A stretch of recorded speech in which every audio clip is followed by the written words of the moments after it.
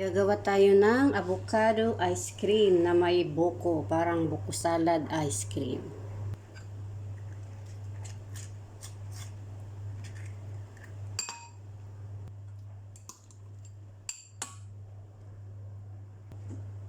Ang buko, hahalo ko kasi maghahalo-halo kami bukas para masarap ang ice cream.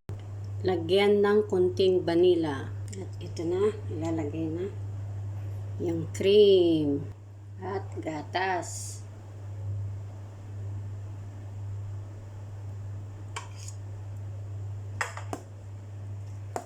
Halo-haluin.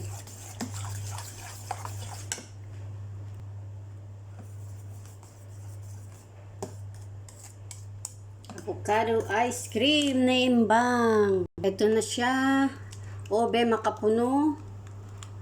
Avocado ang ating ice cream, guys. Para bukas sa ating special halo-halo.